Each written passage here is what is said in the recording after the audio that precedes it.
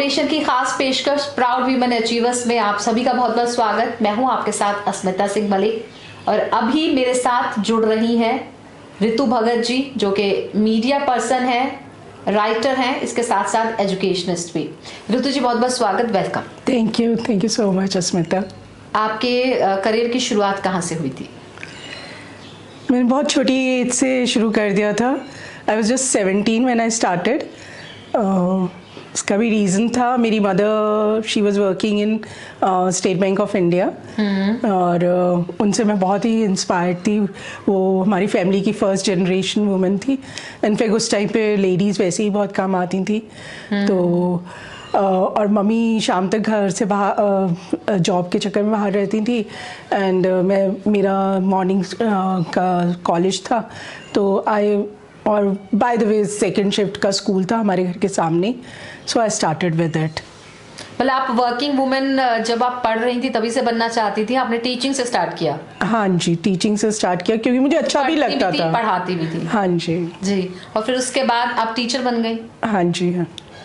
और लेकिन आप लिखती भी हैं, आप राइटर भी हैं, तो वो ये कब शुरुआत हुई इसकी? टीचिंग का ऐसा था कि मैं जब एमए करा तब तक तो वो स्कूल में मैं पढ़ा रही थी। That was also very good school. और एमए अभी कर ही रही थी तो जो हमारे एचओडी थे उनसे इसके होली चाइल्ड कॉन्वेंट स्कूल की प्रिंसिपल सिस्टर डेविड ने पूछा कि आप अपने अच्छे स्टूडेंट का नाम बताइए। हमें 12th क्लास, उन्हें 11th 12th के लिए टीचर चाहिए थी इंग्लिश के लिए। तो उन्होंने मेरा नाम रेकमेंड किया और that was a very proud moment for me. आज तक मेरे पास वो लेटर पड़ा हुआ है मेरे एचओडी का। सो मैं वहाँ से सीधे जस्ट आउट ऑफ कॉलेज और 16-17 ईयर्स के स्टूडेंट्स मुझे मिल गए पढ़ाने के लिए, because it was 11th standard. वहाँ से मेरी शुरुआत हुई। बट मुझे लगता था कि शायद मैंने टीचर्स को ही देखा है, उनसे मैं बहुत इंस्पायर्ड होती थी, तो I wanted to explore other places also. So मैंने क्योंकि साथ साथ ही मैं ब्रॉडकास्टिंग आर्ट्स में मैं कर चुकी हुई थी, PG diploma in broadcasting arts YWCA से, और उसके साथ साथ ही मैं टीवी और रेडियो प्रोग्राम्स भी कर रही थी। तो मैंने advertising agency, very renowned advertising agency north place में, जो इधर ब्रिटिश काउंसिल लाइब्रेरी के सामने होती थी, वो मैंने ज्वाइन कर लिया। But after a year I really felt कि टीचिंग ही मेरा पैशन है and again I went back. मतलब आपने ऑलमोस्ट ट्राई किया काफ़ी कुछ, लेकिन काफ़ी देर बाद आपको ये लगा कि मुझे लगता है कि टीचिंग ही जो है जहाँ पर मैं, हाँ आई थिंक, क्योंकि 9 to 5 वाला जॉब मुझे पसंद नहीं था और IAS बनने के लिए भी मैंने तैयारी करी थी। बट आई थिंक बचपना ही था कि आई वॉज नॉट वेरी, मेरे को मीडिया ने ज़्यादा अट्रैक्ट कर लिया था। सो मीडिया, रेडियो टीवी करते करते फिर उसके साथ दोनों में बैलेंस। रेडियो टीवी पे आई स्टार्टेड विद यात्रा, दिल्ली और आसपास प्रोग्राम वो प्रेजेंट किया, क्विज प्रोग्राम प्रेजेंट किया जी। तो एंड रेडियो में भी film story etcetera. So those programs I used to present. अच्छा, सबसे अच्छा क्या लगा इनमें से? सबसे ज़्यादा सेटिस्फेक्शन आपको किस में मिला? मुझे दोनों फील्ड में पैशन था, दोनों ही अच्छे लगे, because it's both are interactive. I am a people's person, so दोनों में ही मिल रहा था। हाँ, रेडियो में ये होता है कि जब आप रिकॉर्ड कर रहे होते हैं तो वो studio, you are cut off from the people, वो हो जाता है। और उसके साथ न्यूज़पेपर के लिए भी लिखना शुरू किया। बट जो आज मैं कर रही हूँ, this I had never imagined.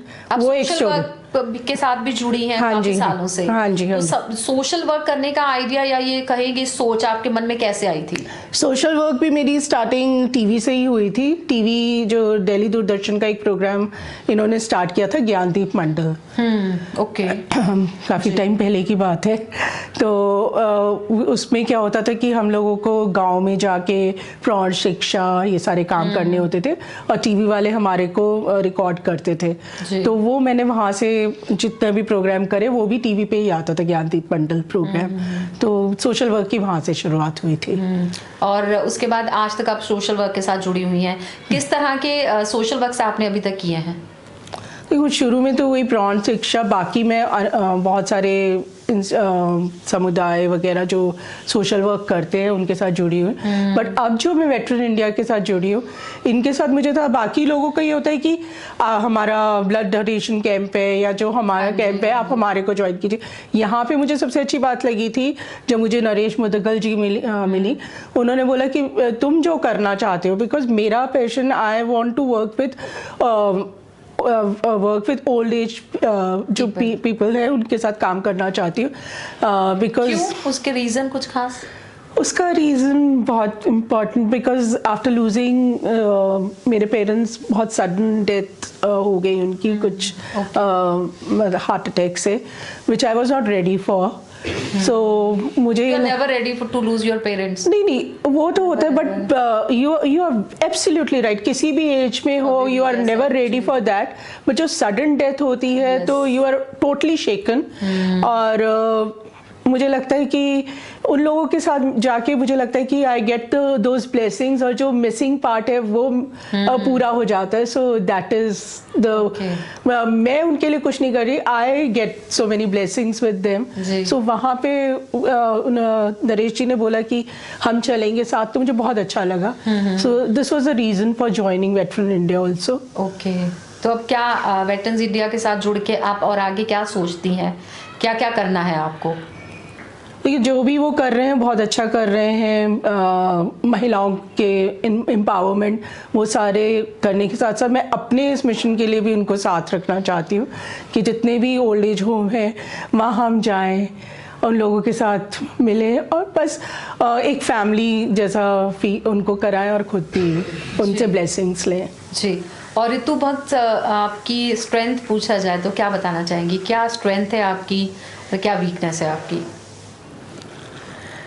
Strength और वीकनेस दोनों ये है कि I am a very emotional person, तो वहीं अगर इमोशनल आप हैं तो वही आपका नेटवर्किंग जितने लोग से मिलते हैं वही स्ट्रेंथ बन जाता है, और वही वीकनेस भी बन जाती है कि अगर आप लाइक बहुत इमोशनल पर्सन वीक होते हैं, दैट्स वेरी ऑब्वियस। आपका सपोर्ट सिस्टम क्या है?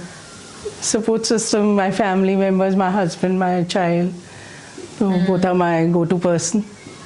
हर तरह से सपोर्ट करते हैं वो आपको? हर तरीके से सपोर्ट करते हैं जी। और आप क्या क्या हॉबीज है आपकी?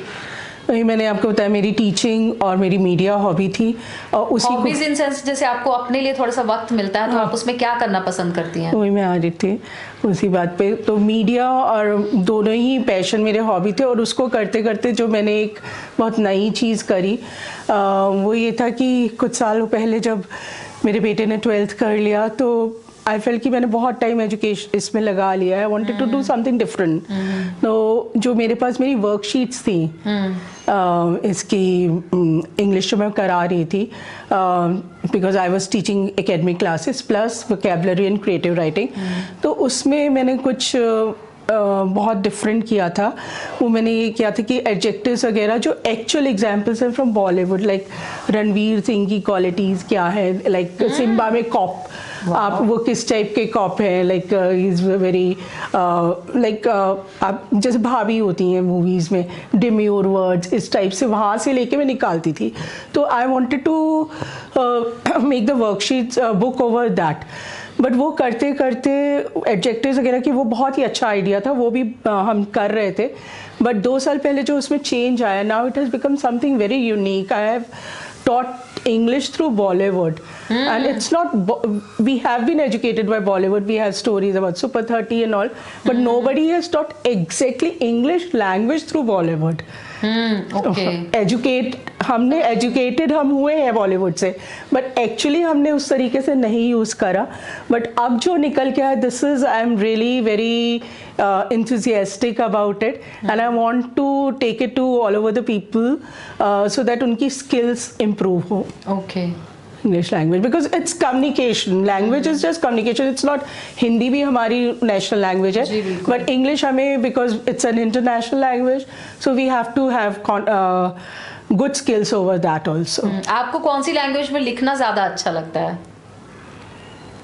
नहीं, लिखना तो मुझे जब अपने सर पे आती तभी लिखना होता है, वैसे मैं आई डोंट लाइक स्पीच वगैरह के लिए लिखना, वो सब हम सब लोग ही लिखते हैं। आप राइटर हैं, आपको चलिए टॉपिक पे आते हैं, आपको कौन से टॉपिक पे लिखना ज़्यादा पसंद है? आप क्या बता रही थी आपने? हाँ, जो मैंने मेरी बुक है उसमें सारे टॉपिक्स ले गए हैं। फेवरेट कौन सा है आपका? मैं उस पे आ रही हूँ। मैंने विमेन एम्पावरमेंट भी लिया है, मैंने सारे टॉपिक्स लिए हैं। उसका मतलब जिसको जो पसंद है, लाइक शेक्सपियर की जो प्ले था एज यू लाइक इट, अगर उन्होंने नाम दिया होता तो मैं अपनी बुक का नाम ये दे देती, क्योंकि जो भी रीडर्स को चाहिए that is everything is there and it's for all age groups. Okay, women empowerment को लेकर आप क्या सोचती हैं? क्या है महिलाएं आज हर फील्ड में एक्सेल कर रही हैं जहां जहां उनको मौका मिलता है, लेकिन फिर भी कहीं ना कहीं कुछ कमी दिखती है आपको अपने आसपास, और अगर है तो आपको उसके पीछे क्या रीजन लगता है?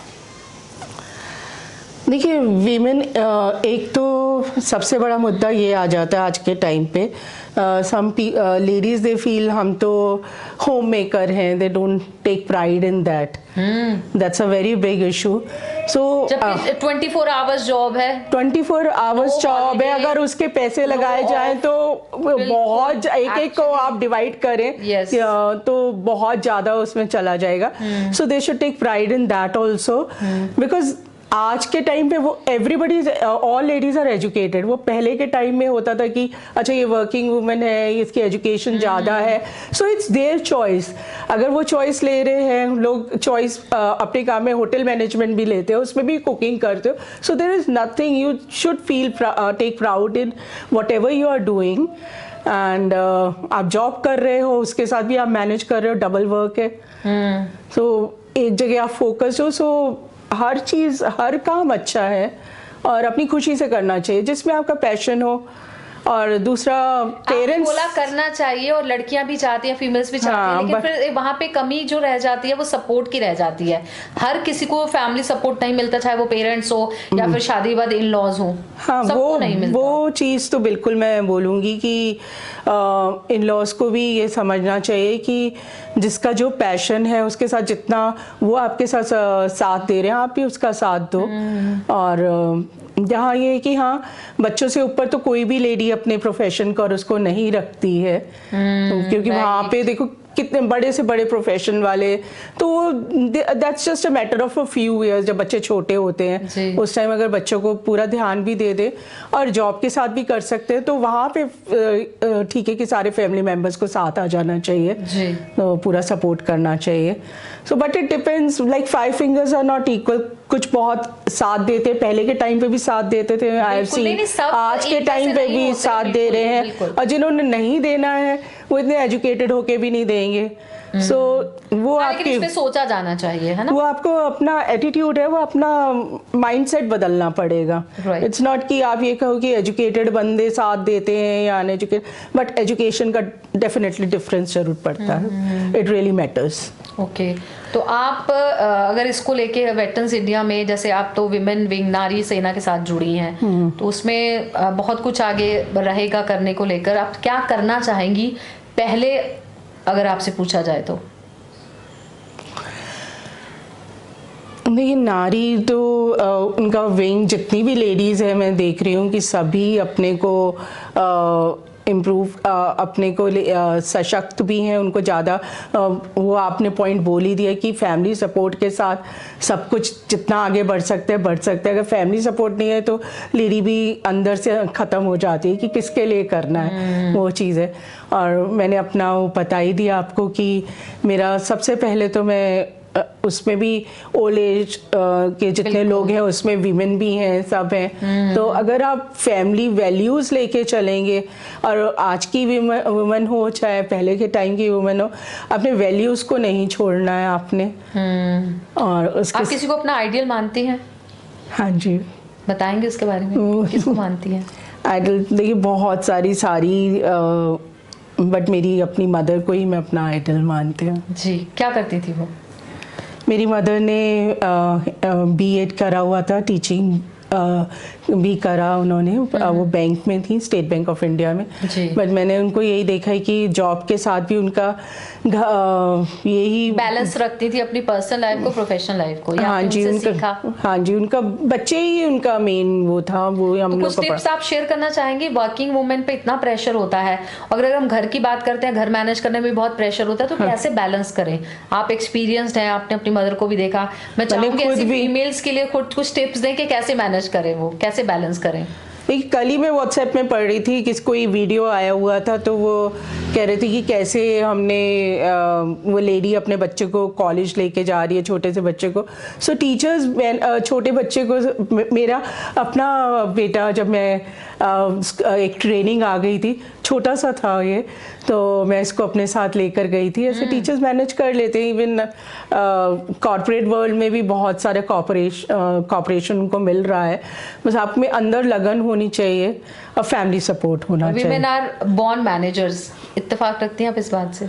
हाँ, मल्टीटास्किंग तो वुमेन ही करती है। घर पे इतने सारे काम, अभी हमने बोला अभी जेंट्स को तो क्या है, आप आज तैयार होके घर आके आपको खाना बनाया मिल रहा है। लेडीज से तो वहाँ पे भी सोचना है क्या करवाना है क्या नहीं करवाना सबके लिए। सो बट ये कि ये हम जेंट्स भी जितना है वो भी डिवाइड करके ही चल रहे हैं। वक्त के साथ काफी कुछ बदल भी गया है। हाँ, उनके ऊपर भी जो हद तक बदली है, पूरी नहीं तो कुछ तो बदली है। हाँ, नहीं, उनके ऊपर भी ऐसा नहीं है, उनके ऊपर भी बर्डन बहुत है। Nobody is free, so balance करके आप उनके काम को अहमियत दें, वो हमारे काम को अहमियत दें। अंडरस्टैंडिंग के दूसरे के काम को अंडरस्टैंड करते हुए लाइफ आगे बढ़ती रहे तो ज्यादा अच्छा रहता है। It's like equal partnership. हाँ, जब मेरा बेटा छोटा था तो हमने सब्जेक्ट्स भी डिवाइड किए हुए थे, और आज बहुत से लोग ऐसे कर रहे हैं। ये नहीं है कि लेडी सारे सब्जेक्ट्स में अच्छी होगी, वही पढ़ाएगी। कुछ सब्जेक्ट्स उनके फेवरेट होते, कुछ हमारे, तो ऐसे बैलेंस करके चलो तो बच्चे की भी ग्रोथ बहुत अच्छी होती है। जी बिल्कुल। बहुत बहुत शुक्रिया रितु जी आपका हमसे बातचीत के लिए। बहुत अच्छा लगा स्मिता आपसे बात करके, थैंक यू। बिल्कुल ऐसे लग रहा था जैसे दो फ्रेंड्स बात कर रहे हैं। Very nice question you have put up. Thank you so much. Thank you Asmita, thank you so much. मैं ग्लोबल मिडास फाउंडेशन को बहुत बहुत धन्यवाद देती हूँ कि उन्होंने हम लेडीज़ के बारे में इतना कुछ सोचते हैं और आज मेरा इंटरव्यू भी किया, और वुमेन के लिए कि वीमेन एम्पावरमेंट के लिए वो बहुत कुछ कर रहे हैं। I am really impressed by their work. Thank you so much.